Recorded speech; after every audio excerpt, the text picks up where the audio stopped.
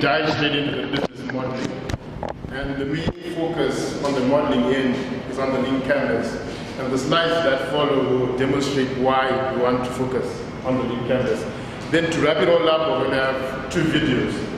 The videos are by the author of Running Lean. I think he's the best person who can explain the principles he outlines. So we're going to cover the last 2 little principles through those videos. But before we start, I'd like to get a general idea. How many of you have used the business model canvas before or have read the book Business Model Generation? Can you show by raise of hand?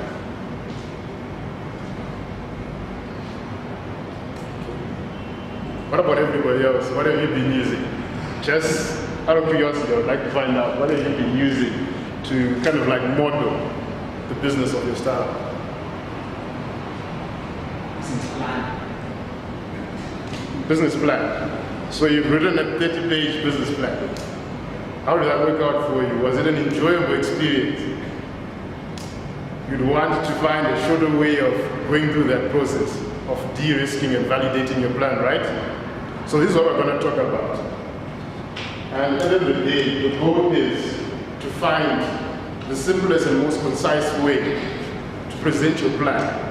It might be to a customer, or it might be a possible mentor or business partner. You can use either the business model canvas or the link canvas to demonstrate your idea, highlighting the problem, the customer segments you are trying to serve, and the value you want to deliver to them. And not only that, the link canvas also ensures that you don't waste your time building a product nobody wants. From day one, you start validating and de-risking various parts of your business plan, so that in the end you build something that somebody wants, and you don't end up spending a year or 2 years building something nobody's probably going to use. So my first question to the audience is, what's a business plan? I'm just going to pick on Andrew. What's a business plan?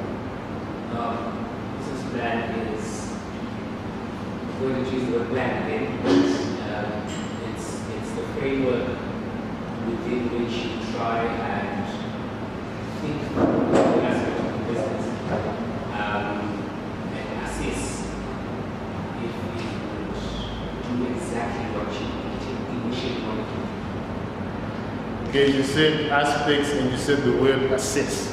Which aspects do we need to talk about? Can someone help Andrew with that? Kudzai. Basically say how the business is to be organized in terms of costs the cost that it's going to incur for it to generate revenue. Okay. Yes. Okay. Does anyone else want to add onto that? There's a lot more you can add.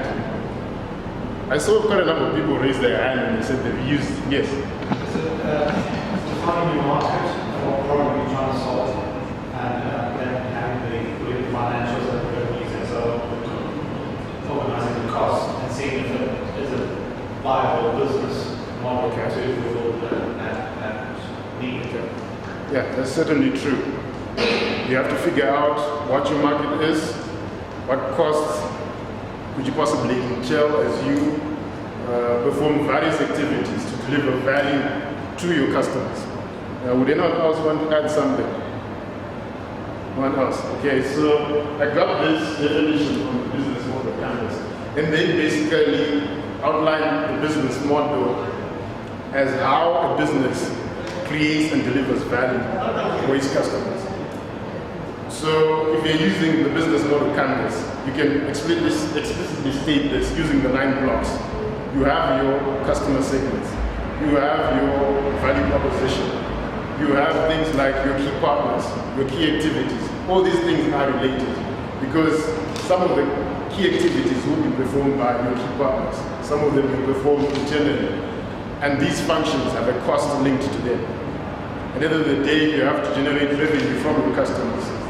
And you can only do that by giving these customers value. So that's the book I was talking about. If you ever get a chance I suggest you get this book and you go through it. It's a very handy book to use to understand the process of starting up a business, and also as you start to read about running lean, it makes the transition easier to learn some of the concepts that Ash talks about in running lean. And this is basically the framework of the business model canvas. It's about 9 building blocks. And I repeat, they're all connected. Because when you state your customer segments, there's a value proposition. And there's a relationship that you have to build to maintain those customers. And you have various channels to deliver that value or to communicate with those customers. Either new customers, either when you're trying to get new customers, or when you're trying to retain your existing customers. So that's the business model canvas, and it's a very active tool. In fact, I would advise you to use both the business model canvas and the lean canvas for your startups. And now we move on to the core purpose of this presentation, which is the lean canvas. And before we get our feet wet right into it, I just want to give you an overview of its origins. So these are some of the key players in the evolution or the development of the lean startup framework. The first guy to my right is Ed Rees. He's actually the author of the book Lean Startup. Again, an interesting book. I would advise you all to get and read, because in that book, he basically highlights all the concepts of creating and running a lean startup. Ed Rees has a huge background in software development. So he used a lot of concepts from Agile software development. I don't know how many are software developers, but Agile software development plays a big part on it.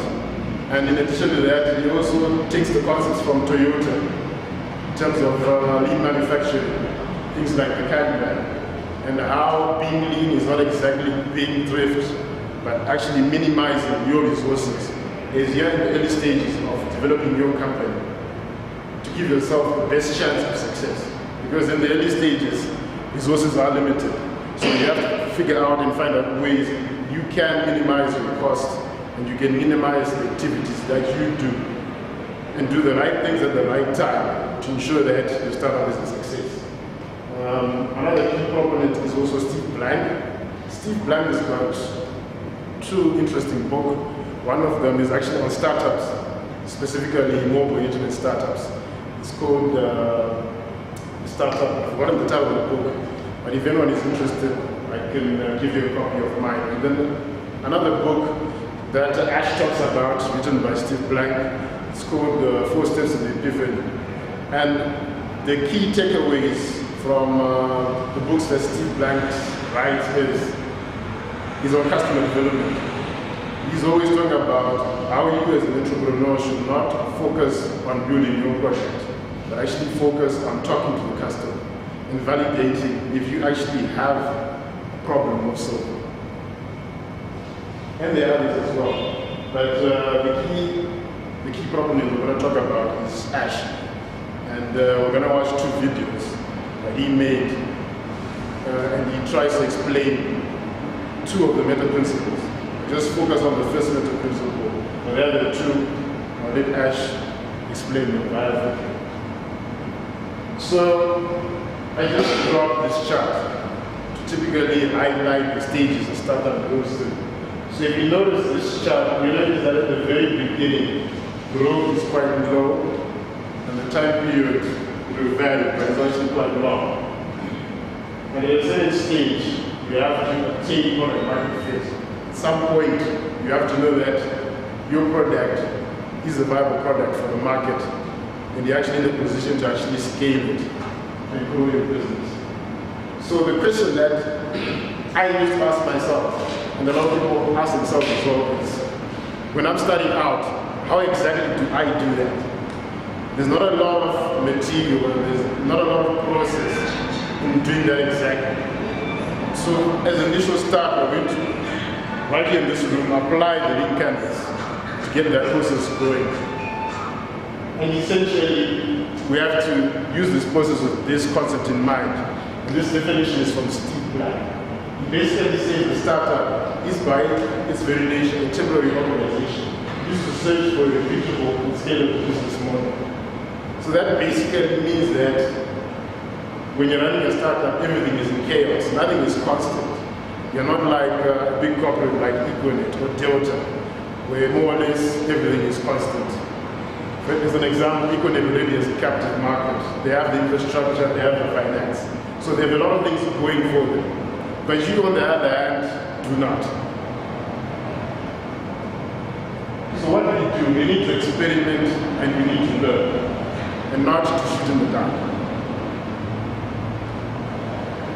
So the first step that we are going to apply today is understanding our business model, or as Ash put it in his book, document your initial plan. Because the idea is, as you experiment and as you try to grow, you should iterate from initial plan A to a plan that will actually work for your particular business.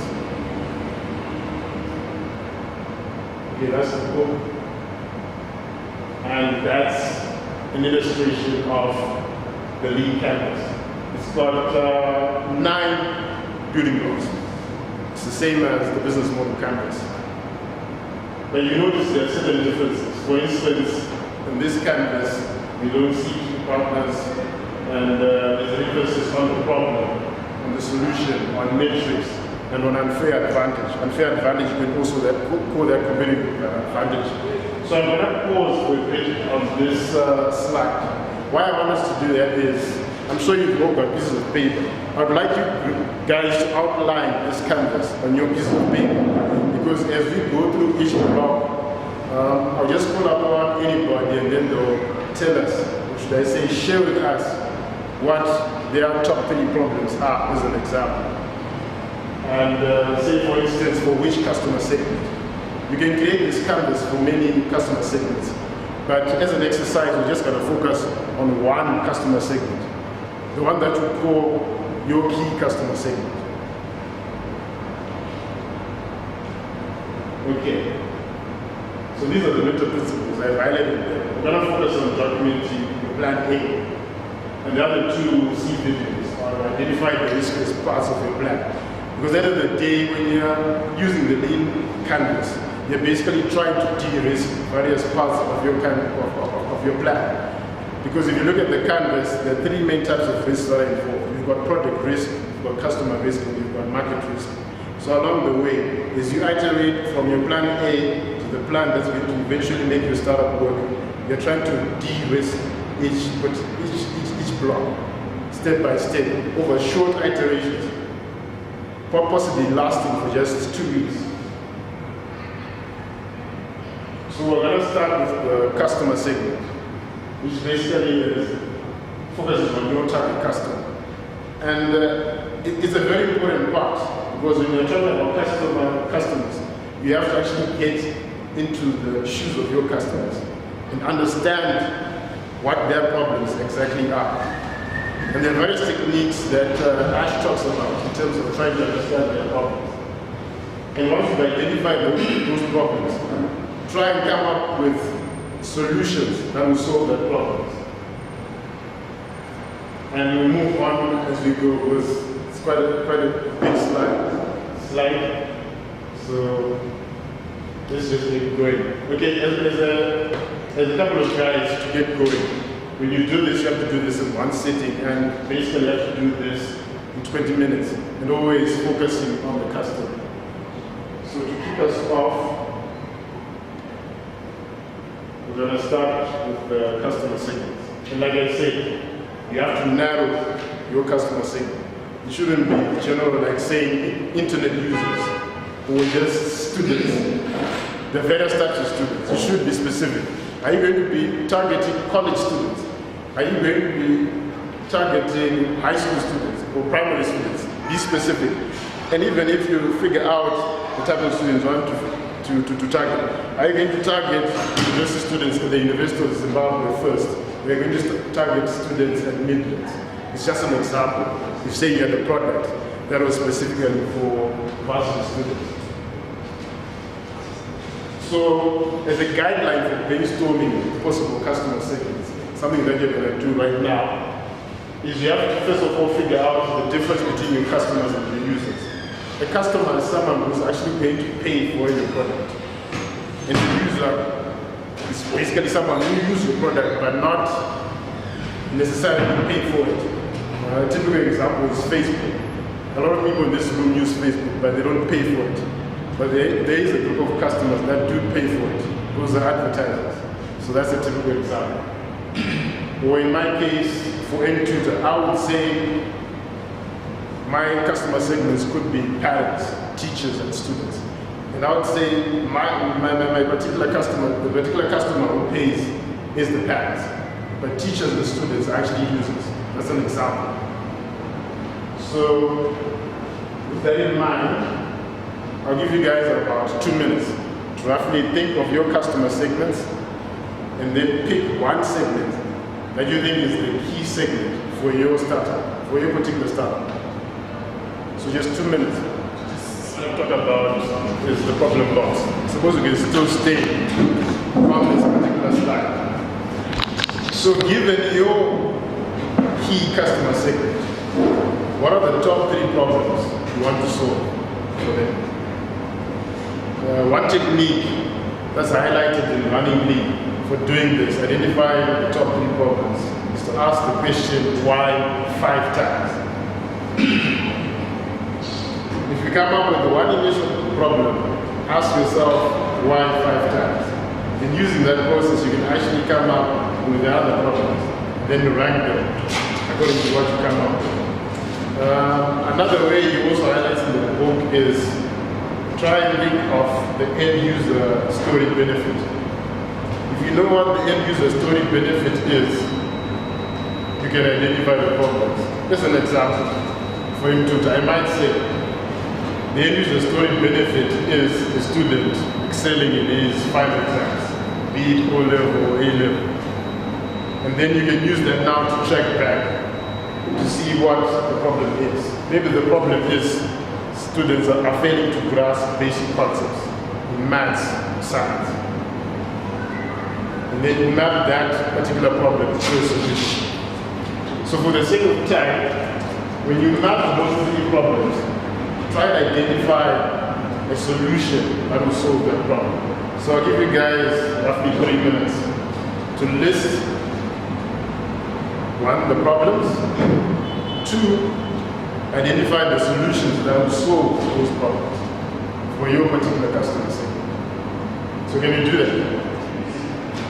To formulate a unique value proposition is focus on the end user benefit.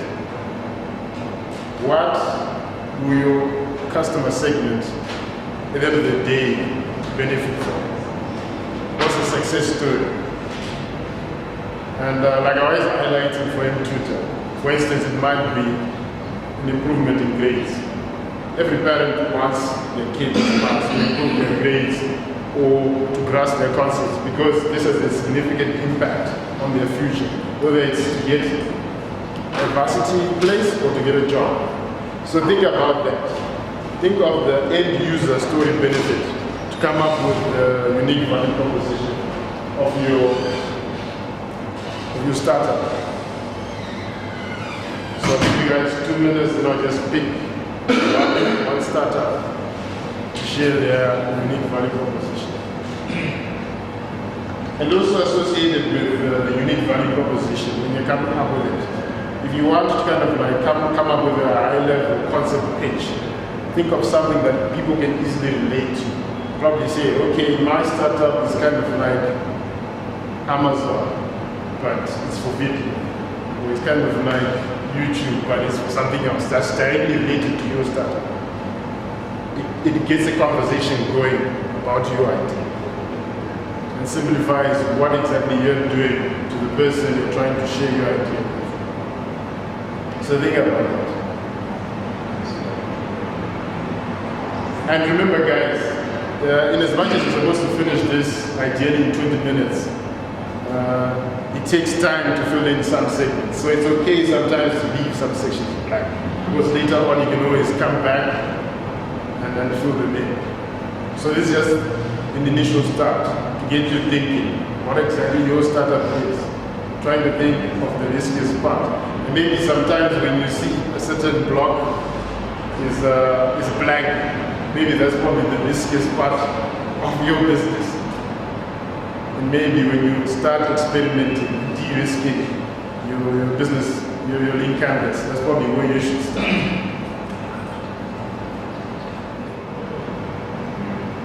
The revenue streams, how you actually make money. Remember when we talked about problems, I said you have to think about alternatives your customers are using today. Because if you know the alternatives, or if you can measure the current pain they're experiencing with their problems, it's easy for you to benchmark the price for it. If most of the alternatives are more or less free, or they're something that they're using now, then maybe if you show them their solution, they may not be interested. So then the thing then now is, your solution now has to solve their problems in such a way that they'll use your product or service versus the free alternative or the cheap alternative. But you basically use your alternatives to benchmark the price of your services. So good that. How are you going to make money? Our model operates in two aspects. For house cleaning, we charge each client, say, well, selling the price of 12 tons, and we pay the cleaner to pay $9. So we're 30% profit margin on each house cleaning. So you're basically charging a commission. Correct me if I'm wrong, the commission is about 33%. It's like fee you charge the customers. Yes. Okay. And what costs are associated? Personal authority. Well, imagine if I was a great software developer and I was creating incredible encryption algorithms that nobody could crack. That's an unfair advantage. Or your dream team, you have everybody you need for every single role in your startup, and no one else can create that. Or existing customers, take for instance Econet. They say they have 8 million subscribers. That's an unfair advantage. They can launch any product at any time and field test it to their 8 million subscribers. Something you and I would have the luxury of doing. So that's a significant unfair advantage. Or you can have a community of really loyal customers. That might end up being your unfair advantage. For instance, your startup of maids, you could end up having a niche group of community of customers. You're trying to move from that initial plan A to a plan that works. So over time, even after the challenge, keep testing and moving your plan forward. Okay, so that was the first segment whereby we're focusing on the first meta principle, which is documenting the plan, or getting a basic understanding of what your business model is. Now you have to move on to the second segment, which is identify the riskiest parts. Because if you look at the canvas, there are various types of risks involved. Let me just look back. Like for instance, your customer segment, that's a customer risk. The problem solution, that's a product risk. Channels, market risk. Even key metrics. Again, I missed the key metrics section. It's actually quite important as well. On key metrics, you have to focus on a key action of your customer segment and your success metric. As an example, for a tutor, I would say for my current segment, a key action for me would be them registering and actually linking their profile to their child's profile. Then I will know that they are tracking the progress of their child. And as an example of a key metric, I might set a benchmark for revenue per annum. Maybe it's 60,000, as an example. So as you think about your startups, you need to incorporate those ideas, because when you then move to then trying to scale, as you move through the 3 stages of the startup, from the problem solution fit to the problem market fit to scale, you can have certain benchmarks you can have. As an example, if I set 60K as my annual revenue target, and if I said per annum I expected to get $60 from each user on the system, that translates to about 1,000 users. So if I say that's my success metric, that's when I say, okay, I'm scaling on the scaling phase. So for the various stages, you can then have a metric whereby when I'm scaling on to have 1,000 users, when I'm still at the problem market fit stage, I want to take that. And in the beginning, I want to be working with the terminal. So that roughly translates to, if I do my math right, that's 1,110. And that's all related to the lean dashboard. I'll talk a bit about it towards the end. So now we just want to move to the videos. Yeah, and on time. We'll finish exactly at 8 o'clock.